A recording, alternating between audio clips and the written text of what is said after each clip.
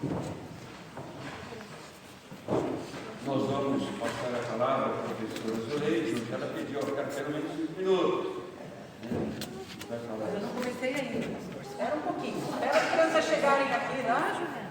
Vamos chegando aqui, todas as crianças. Nós vamos estar louvando ao Senhor. Bem-vinda. Tá? Se não couber aqui, senta lá junto com a Selma. Podem sentar aí. Muito bem. Crianças, nós estamos estudando a vida do profeta. A gente já falou muito sobre ele. E também quando o povo escolheu um rei. E esse rei chama-se Saul. Muito bem. O que é que vai acontecer? Hoje eu pensei assim, eu queria contar alguma coisa para vocês. O que está acontecendo com o rei Saul. Todo o tempo, quando ele buscava Deus, sempre ele pedia a orientação de Deus para tudo que ele ia fazer. Não é assim que nós fazemos também? Tudo que nós vamos fazer antes, precisamos consultar a Deus. Consultar a Deus é falar com Ele, né? Consulta que nem lá do médico você quer guardar, né? Você conversa com Ele. Muito bem. Mas nós percebemos já nas nossas lições que o rei Saul está se achando já o bom. Já não está precisando mais de Deus. E eu quero contar para vocês essa história aqui, lógico que não aconteceu aqui no Brasil. Como que eu tenho certeza que não aconteceu aqui? Neve, com certeza, né? Se bem que tem neve no Brasil também, né? Mas aqui, vou contar rapidinho essa história, vou contar ela meio galope, tá bom? Porque senão fica muito tempo. Thomas, ele morava no Canadá. E era um inverno muito rigoroso, tão gelado que estava. Mas num dia frio, o carteiro chegou lá. Mas o carteiro, para poder chegar na casa dele, ele tinha que estar limpando o caminho para ele passar com o trenó dele. Porque ele tinha uma carta muito especial para entregar a Thomas. O que será que tinha naquela carta? E o carteiro chegou na casa lá, saudando. Alegre que ele estava, né?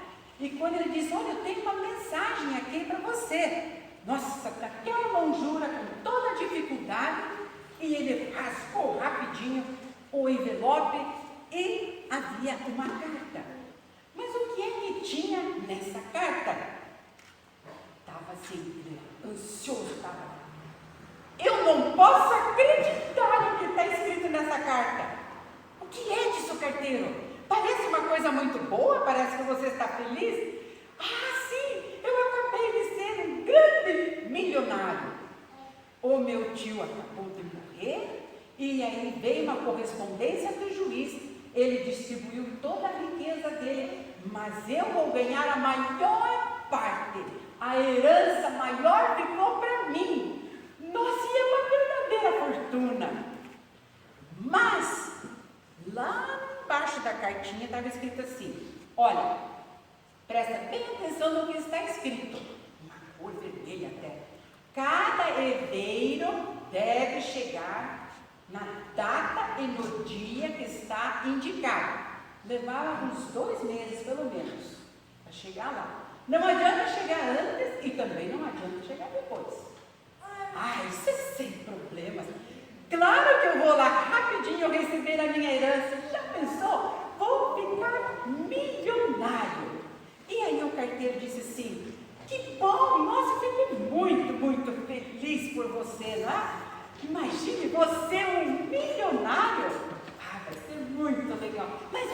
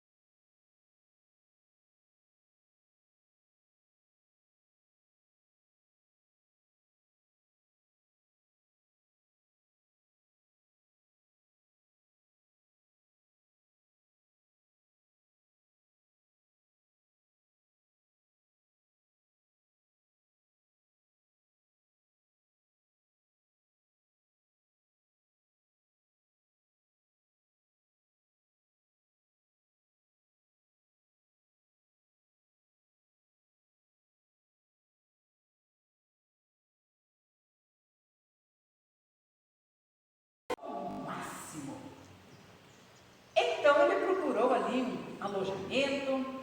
Disse, é tão pertinho aqui onde é que eu vou, não tem problema. Amanhã estarei lá, na hora marcada, porque amanhã foi dia de receber a minha herança. E foi dormir. No outro dia ele levantou, vou pegar lá meus cachorros, vou pegar o meu trenó, e eu estou aqui perto, é o último dia, vai dar tudo certo, tudo conforme o meu jeito de fazer. Então teve que fazer essa viagem ali, mas crianças, começou um problema sério. Ele não achava os cachorros, não achava o trenó, sumiram. E agora a pé. Nossa, mas a pé? Será que vai dar certo? E aí ele estava lá agora congelando, escorregando e caindo. E ele pensava, as horas estão passando, eu não vou conseguir chegar. E aí então, anoiteceu, finalmente ele chegou lá no escritório do juiz. Aquele juiz que ia entregar a herança para ele. Quando ele chegou lá, a porta estava fechada. E tinha um cartaz pendurado naquela porta. E o que dizia aquele cartaz? Bem-vindo, ganhador! Não. O que dizia lá? Fechado. Tempo esgotado. Havia passado 1 hora estipulada do prazo. Tarde demais. Ele não tinha ouvido os conselhos do seu amigo carteiro e nem tinha seguido as instruções direitinho da carta, porque ele tinha feito as coisas do seu jeito, e perdeu a sua luz.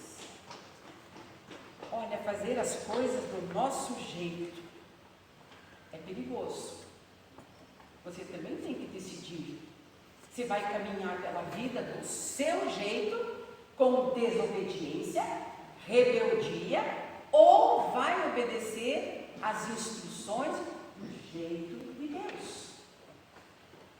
E é isso que nós vamos ver. Nessa cena, vocês sabem o que aconteceu com o Saul. Samuel tinha dito, eles iam enfrentar uma batalha, ele disse, mas antes vocês vão oferecer um sacrifício aos Deus. E no 7º dia eu vou vir aqui, porque isso cabia ao profeta, sacerdote, para fazer essa oferta. O rei Saul não podia fazer isso, mas o que ele fez? Chegou no 7º dia, cadê o profeta? Cadê o profeta? E os soldados estavam sumindo de lá. Ele começou a ficar apavorado, os soldados ficaram apavorados. E o que Saul fez?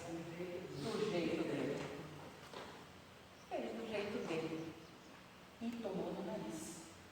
E nós vamos para a classe e vamos continuar o que acontece quando nós fazemos as coisas do nosso jeito e não do jeito de Deus. Vamos ficar em pé e cantar brilhando, brilhando. Brilhando, brilhando, brilhando qual doce luz, brilhando, brilhando, brilhando por meu Jesus. Mais uma vez? Brilhando, brilhando, brilhando qual doce luz, brilhando, brilhando por meu Jesus. Irmãos, da primeira carta do apóstolo João, capítulo 1, do 5º ao 9º versículo, nós lemos: ora, a mensagem que da parte dele temos ouvido e vos anunciamos é esta, que Deus é luz, e não há nele treva nenhuma. Se dissermos que mantemos comunhão com ele e andarmos nas trevas, mentimos e não praticamos a verdade. Se porém andarmos na luz, como ele está na luz, mantemos comunhão uns com os outros, e o sangue de Jesus, seu Filho, nos purifica de todo o pecado. Se dissermos que não temos pecado nenhum, a nós mesmos nos enganamos e a verdade não está em nós. Se confessarmos os nossos pecados. Ele é fiel e justo para nos perdoar os pecados e nos purificar de toda injustiça. Nós vamos ter um momento de oração silenciosa, é um momento de contrição, uma oportunidade para cada um falar com Deus, com o próprio coração, um momento para confessar os pecados cometidos pela desobediência, por vezes, à palavra de Deus. É um momento de entrar no gozo do perdão prometido por Deus, cujo preço já foi pago na cruz do Calvário. Temos esta provisão, a certeza deste perdão. Oremos silenciosamente.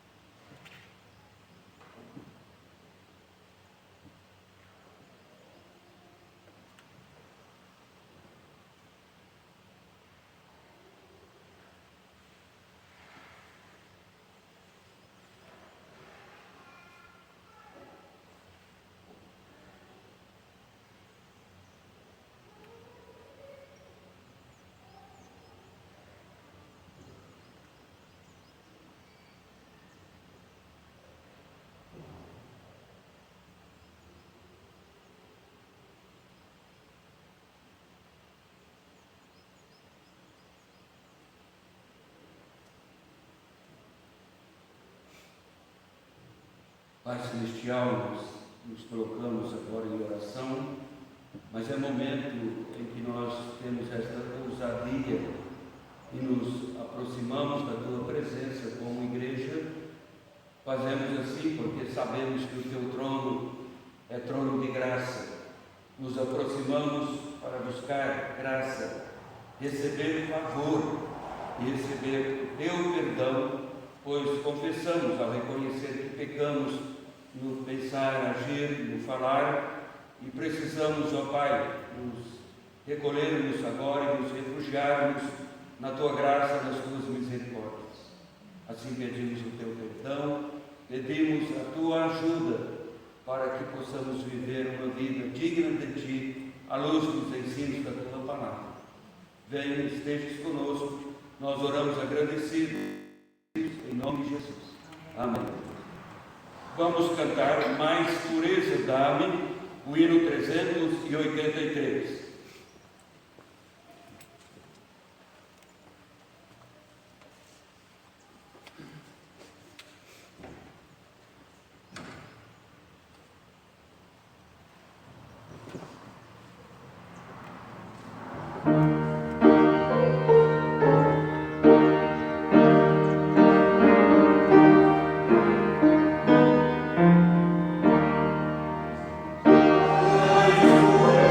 Mais pureza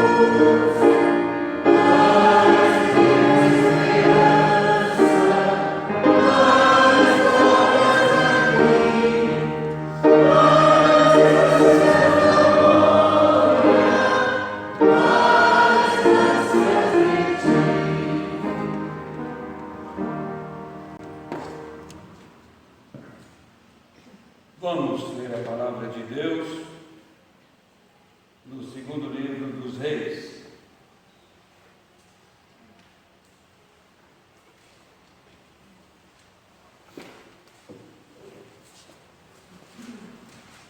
Segundo livro dos Reis,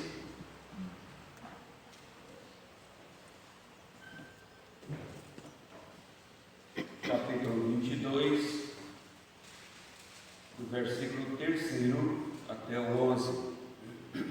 Temos aqui o texto imprimido para que possamos assim fazer na forma responsiva esta leitura, alternando os seus versículos. Lerei o terceiro e os irmãos o quarto, e assim até o verso 11, como está aqui projetado numa versão.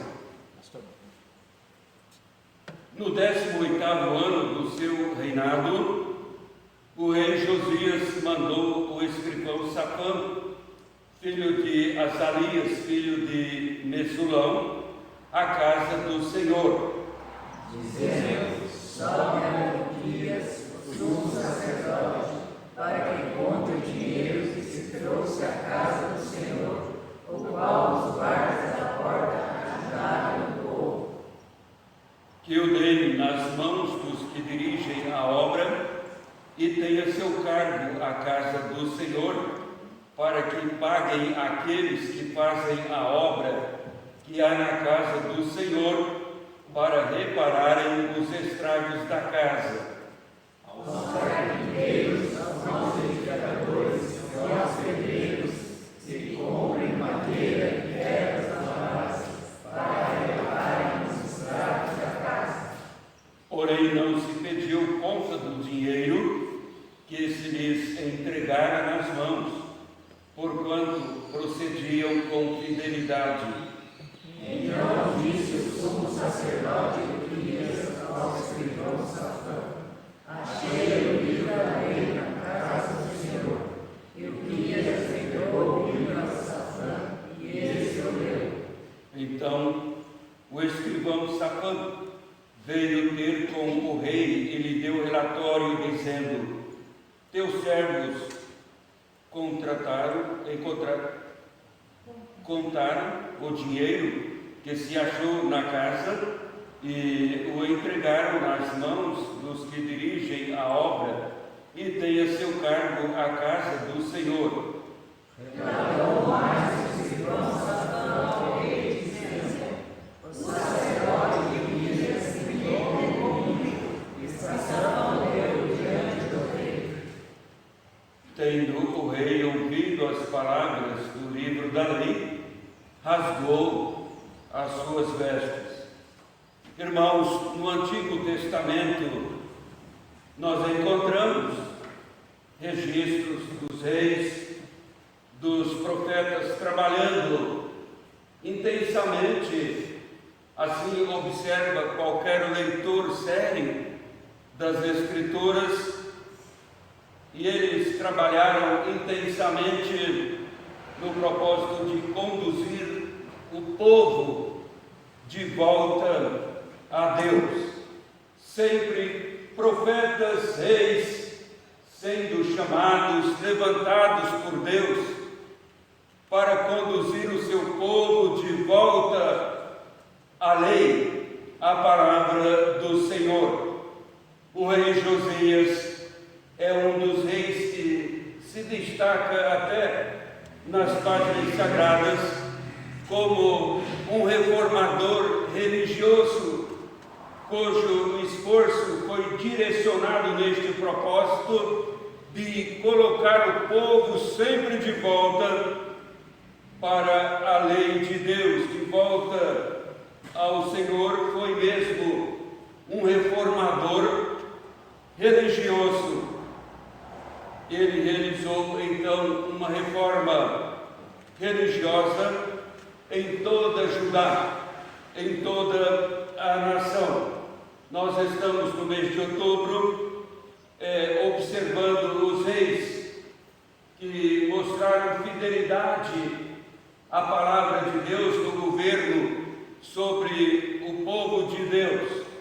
E aqui nós temos então a história também de Josias, que reinou de maneira fiel na presença de Deus, conduzindo o povo de Deus do sul em Judá.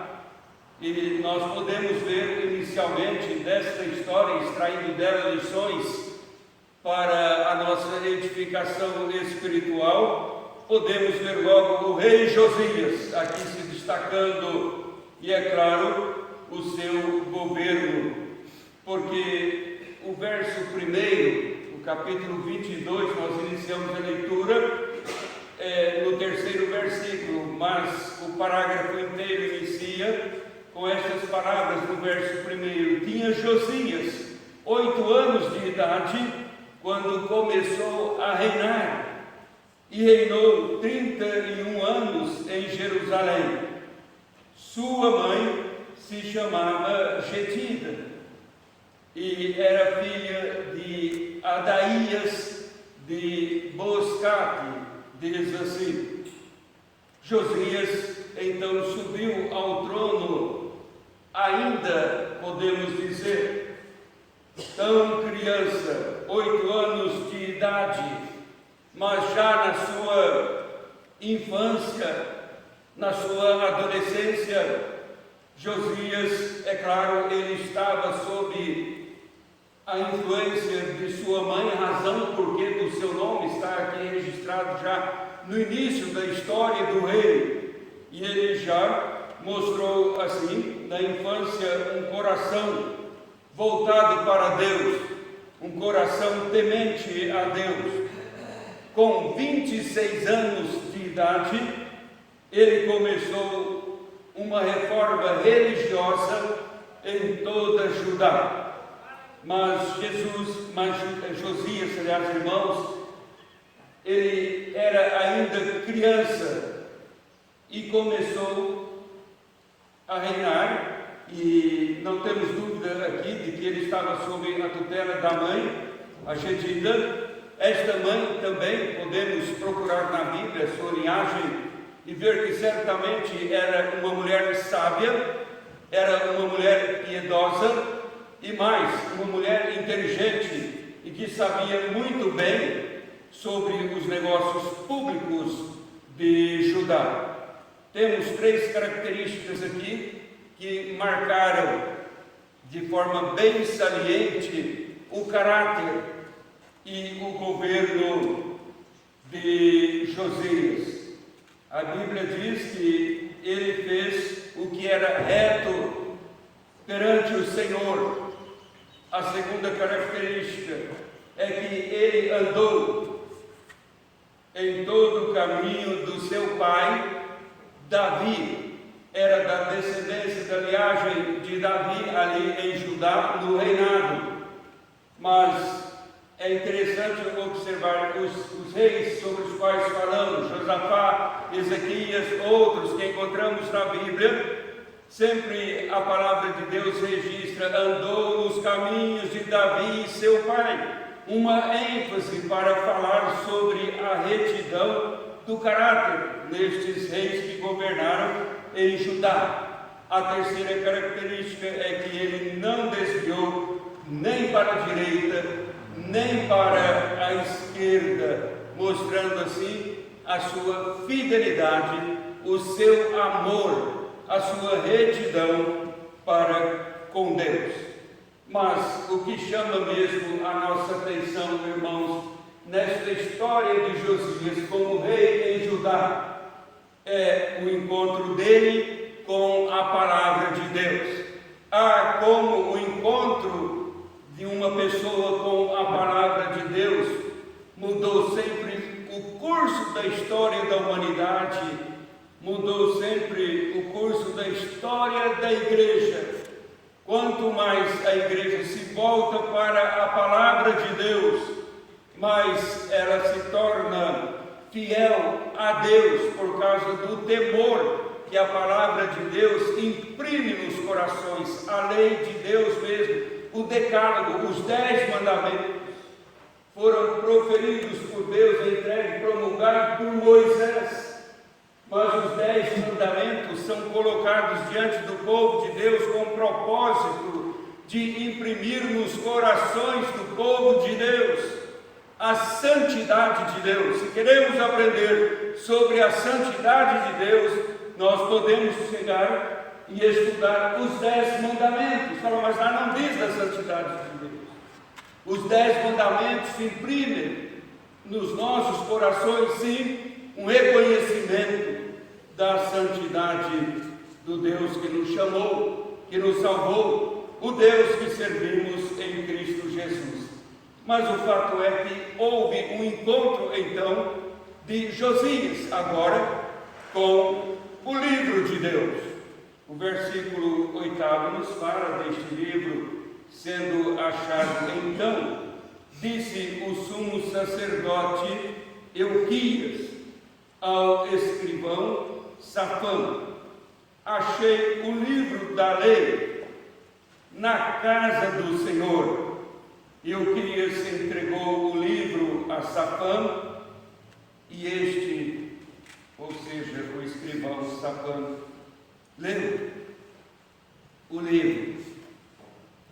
Veja, irmãos, esta é a lei de Deus. Esta lei abrangia todo o Pentateuco, isto é, os 5 primeiros livros que nós temos na Bíblia. Os 5 livros de Moisés, os livros da lei. É claro que mais tarde nós encontramos toda a escritura do Antigo Testamento sendo considerada os livros da lei, ou então se falava, a lei estava se referindo por vezes, o Antigo Testamento. Mas aqui é uma referência clara aos 5 primeiros livros da Bíblia, ou seja, os 5 livros escritos por Moisés. Por esse tempo, é claro também que já existiam alguns livros históricos.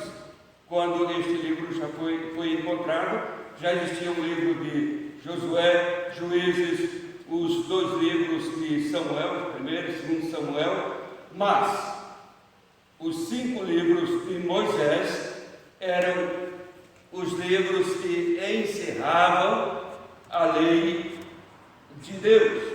E estes 5 livros, ou seja, o Pentateuco, que formam todas as bases de toda a Escritura.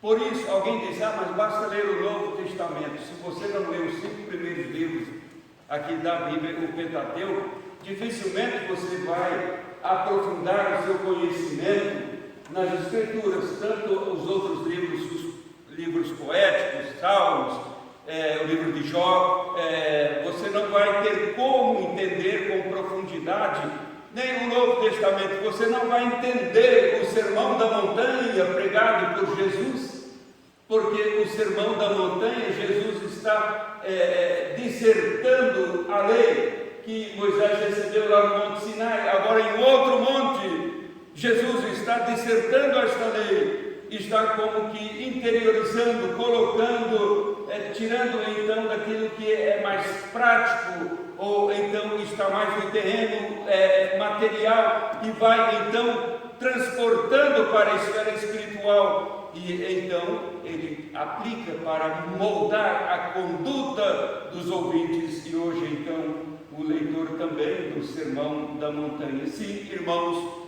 daí perceber a importância do encontro com o livro da lei, de ter achado o livro da lei. E foi por causa do desinteresse, lamentavelmente. Foi por causa do descaso dos reis que antecederam Josias. Foi por causa até mesmo do descaso dos sacerdotes, homens que deveriam ser zelosos para com a lei, mas por causa do descaso destes homens para com a palavra de Deus, o único exemplar da lei estava perdido. Isso nos fala muito e de forma negativa o que estava acontecendo O próprio Josias, lendo a sua história aqui, depois, ele fala, os nossos pais não seguiram este livro, e certamente Deus está irado com o seu povo. Ele tem uma ira para com o seu povo, por causa do descaso dos nossos pais com o livro da lei. Não fosse, então, o cuidado de Josias em reformar o santuário. O propósito dele é o que ele conhecia, era reformar o santuário do Senhor. E se não fosse esse cuidado, irmãos, o Pentateuco poderia ter ficado perdido para sempre. Então nós ficamos pensando um pouco, de fato, só o descaso das pessoas com a palavra de Deus faz com que o livro deixe de exercer mudanças benéficas na vida do povo de Deus. É o descaso com o livro. E quando eu estava anotando aqui e estudando um pouco sobre esta forma em que o livro é encontrado aqui, surpreende o rei Josias, fiquei pensando, mas às vezes nós temos uma cópia do livro conosco. Temos sim, nós temos o Antigo Testamento, nós temos mais, nós temos o Novo Testamento, nós temos o livro em nossas mãos. Aqui mesmo, se fôssemos olhar todas as Bíblias, quantas versões de Bíblias temos aqui? A Sociedade Bíblica do Brasil parece que se perde em publicar versões da Bíblia, todo tipo de Bíblia, Bíblia para mulher, Bíblia para o homem, Bíblia para o jovem, Bíblia teen, Bíblia não sei o quê, e tantas Bíblias. Fazemos uma pergunta: o que está lá em João 3,16? Pouco sabe. Porque as pessoas têm nas mãos cópias da lei, mas não têm a lei, não conhecem a lei de Deus. E eu falo isso, irmãos, com muito respeito, com muito carinho à igreja. Oh, quanto desprezamos a palavra do Senhor. Temos a Bíblia nas mãos, como aquelas pessoas que têm a Bíblia em casa, abrem a Bíblia lá no Salmo 90, deixa lá sobre um aparador, sobre uma mesinha, coloca um vaso de flor muito bonito ao lado da Bíblia. Não é assim que fazem? Agora eu vou viajar, eu vou pegar a Bíblia e vou pôr aqui na mala, eu viajo, e quando volto a Bíblia e põe a Bíblia de volta na mala, a lei está presente, mas a lei está perdida, não tem utilidade alguma. No caso de Josias, não tinha nenhuma utilidade para ele, a lei perdida, mas ele não tinha conhecimento dessa lei também, até que foi encontrado e foi surpreendido pelo que estava na lei de Deus. Josias, nesta ocasião, ele tinha 26 anos de idade ao encontrar o livro da lei. Ele tinha 26 anos, porque no terceiro versículo nós lemos assim: no 18º ano do seu reinado, o rei Josias mandou o escrivão Safã, filho de Azalias, filho de Mesulão, a casa do Senhor. Se é no 18º e ele começou no 8º ano de idade, então 8 mais 18, não precisamos de uma calculadora para saber que é 26 anos de idade. Então era um jovem que estava governando o povo de Deus. Mas veja, irmãos, um jovem com 26 anos, que maturidade agora! Tomar decisões que mudaria todo o pensamento do povo sobre o seu governo aos 26 anos, um povo que vai sendo subdividido no seu governo, vai se desdobrando, administrados assim por pessoas, por anciãos, pessoas mais idosas que Josias, e ele tendo que lutar contra estes pensamentos. Quão difícil foi para ele, mas resistiu aos 26 anos. E duas considerações devemos olhar aqui, irmãos, no relatório dado a ele por seu escrivão, o Safã, no versículo 10. Nós temos assim: relatou mais o escrivão Safã ao rei, dizendo: o sacerdote Ilquias me entregou um livro. E Safã o leu diante do rei. Leu todo o Pentateuco. E o rei não ficou cochilando, dizendo: escrivão, já deu 1 hora, é hora de encerrar. Não, ele não ficou assim. Eu tenho a impressão que o escrivão Safã até estava já cansado. E Josias disse: leia mais, leia mais. Agora podemos parar um pouco. Não, leia mais, depois nós paramos. Mas agora está quase terminando, vamos parar um pouquinho. Vamos encerrar, Safã, o livro, leia o livro. Era assim que Josias ouvia as palavras do Pentateuco.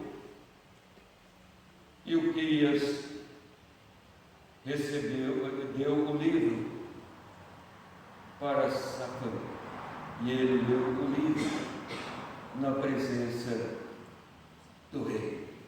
Interessante, irmãos, porque Josias governava até os 26 anos, mas governava como os outros governos, não fazia nenhuma diferença.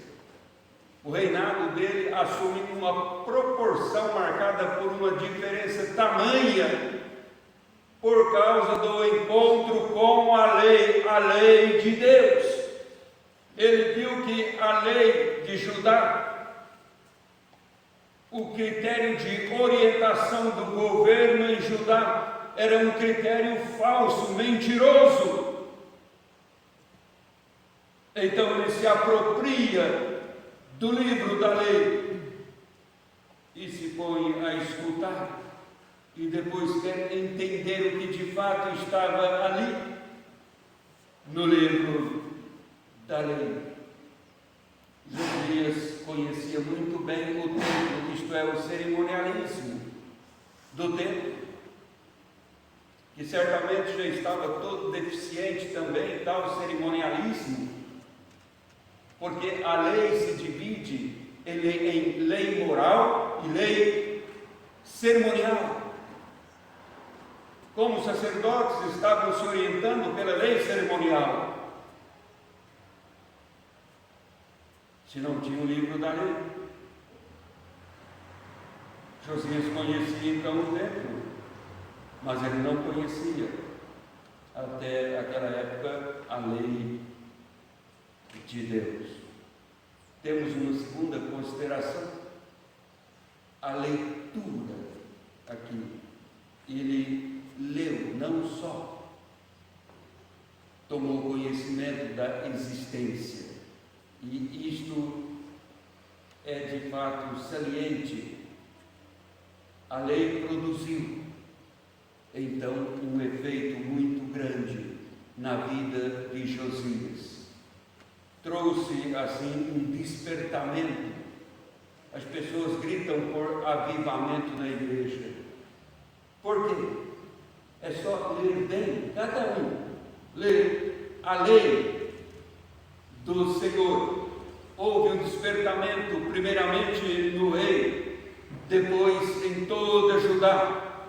É assim porque todo o verdadeiro despertamento espiritual é sempre produto da palavra de Deus, que é lida, é reconhecida, é recebida, é atendida, é obedecida. Este é um avivamento sempre permanente, verdadeiro, legítimo, O resto é fogo de palha.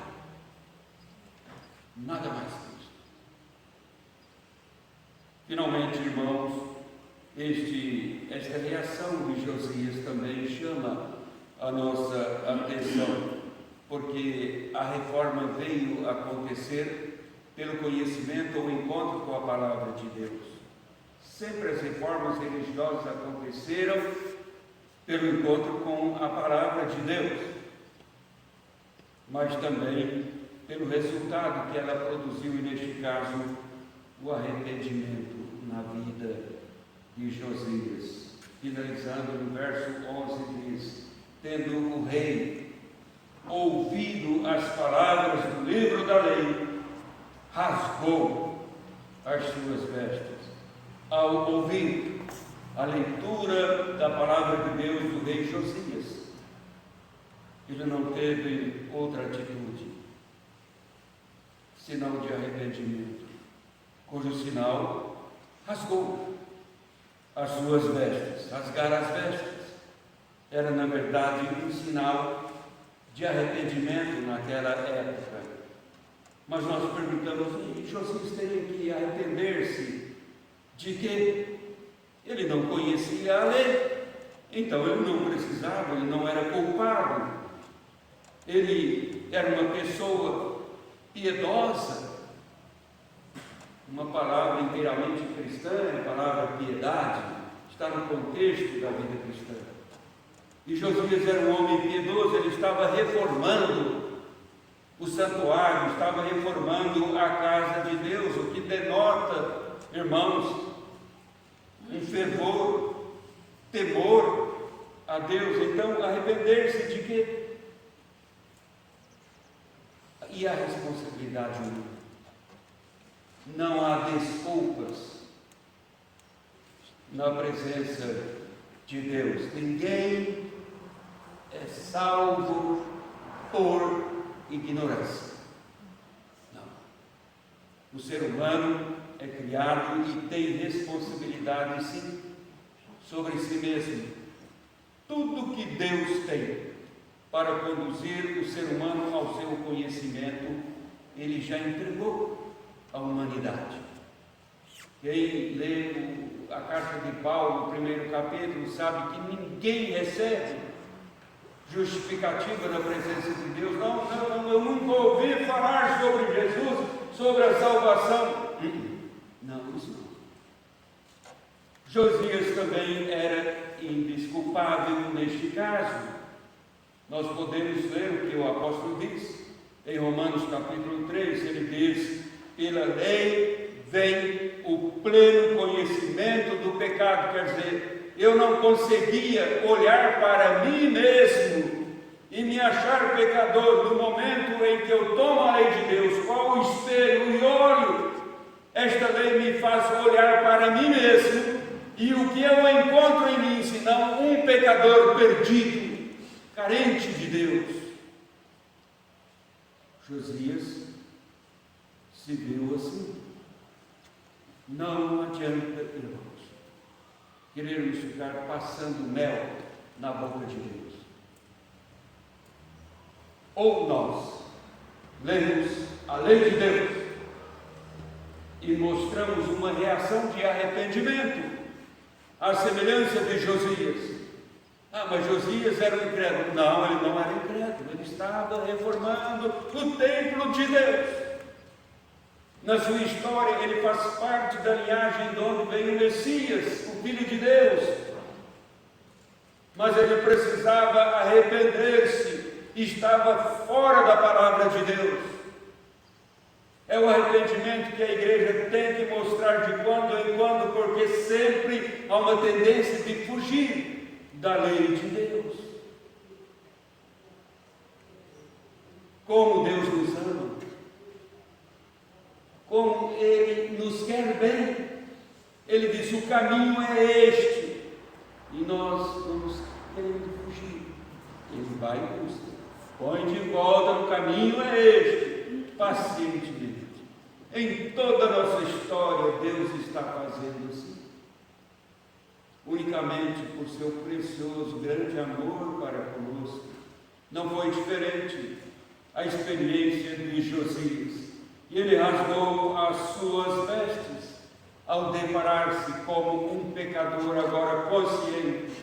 Estou fazendo tantas coisas boas, mas isto não tem valor algum. Posso fazer boas obras, pintar o templo, posso reformar, mandar buscar as pedras tão caras no exterior, vem de navios, barcos, edifícios, tudo a um custo elevado. Posso fazer isto, mas não me salvará. Então Josias diz: o que precisa ser reformado não é a casa de Deus, é o povo que vai na casa de Deus. Por isso ele começou a sua reforma, mas ele rasgou aqui a sua vestimenta. E as pessoas foram assim então se acostumando a rasgar as vestes, foi ficando igual a gente às vezes participa da Santa Ceia, vai participar da Santa Ceia, vamos comer pão, vamos beber vinho e vamos embora, e a coisa vai ficando comum, o sagrado vai ficando comum demais. E as pessoas então sabem o passo, vão rasgar as vestes. Estou arrependido. Não tinha arrependimento algum. Talvez um pouco de remorso pela atitude, ou medo da descoberta do que estava sendo feito. Rasgava as vestes logo. Aí eu me livro da punição. Por isso Joel mais tarde escreveu: não rasgai as vossas vestes, rasgai o vosso coração. É o vosso coração. Irmãos, toda reforma religiosa, sabemos, é sustentada pela palavra de Deus. Josias foi assim, motivado unicamente pela palavra viva, a palavra de Deus. A pergunta que devemos levar conosco nesta manhã: e nós? E trabalharmos um pouco sobre isto e que Deus nos ajude. Amém. Vamos cantar Meu Senhor Sou Teu, o hino 395 do Inário. Senhor,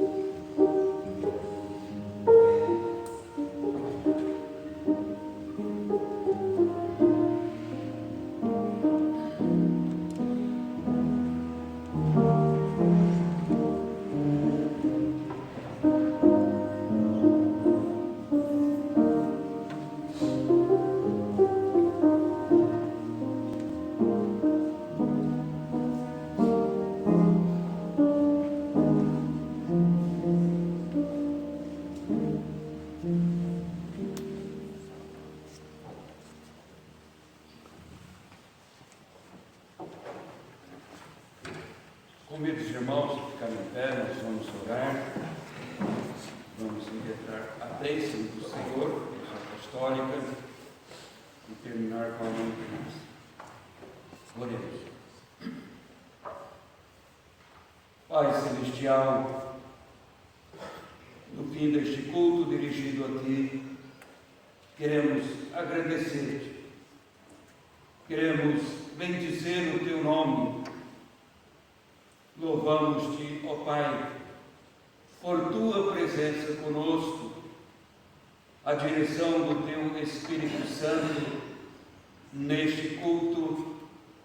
Somos-te agradecidos por Tua palavra, esta palavra que é poderosa, eficaz, a Tua lei, bendita lei, lei atual, lei para os nossos corações, lei que norteia os nossos passos para andarmos em retidão na Tua presença. Muito obrigado por este entendimento. Muito obrigado pela oportunidade de estudar a história na Tua palavra, história que motiva o nosso querer em conhecer mais a Tua lei. Pedimos, Senhor, aplique em nossos corações a Tua palavra. Faça, Senhor, que andemos diariamente supridos em Tua graça, orientados na Tua lei, para que possamos sermos achados vitoriosos sobre os desafios neste mundo. Assim nós pedimos a Tua bênção sobre o nosso país. Esta semana é uma semana que precede a escolha para governo federal em nosso país. É ocasião de tomar decisão mais séria ainda com respeito à escolha daquele que estará presidindo no governo do país. Assim pedimos, ó Pai, abençoa a nossa pátria, o nosso país, colocando em nossa pátria governo que reflete a Tua palavra, a Tua vontade, cumprindo mais de perto as Tuas leis, para que o Teu povo possa ser um povo próspero, ser uma nação marcada por uma experiência mais próxima, mais rica com o Senhor. Uma nação a desenvolver-se em paz, em segurança, um povo a crescer numa cultura, mas uma cultura de temor a Ti. Assim nós pedimos as Tuas bênçãos e oramos agradecidos, mas também pedimos a Tua bênção sobre a Assembleia da Tua Igreja, que está em andamento, para a escolha de um presbítero, que isto seja feito também de acordo com a Tua soberana vontade, o Teu querer para com a Tua Igreja neste lugar. Oramos agradecidos em nome de Jesus. E agora, meus irmãos, que a graça do nosso Senhor e Salvador Jesus Cristo, o amor de Deus, o Pai, a comunhão, as consolações do Espírito Santo repousam sobre vós, sobre todo o povo de Deus, hoje e para sempre.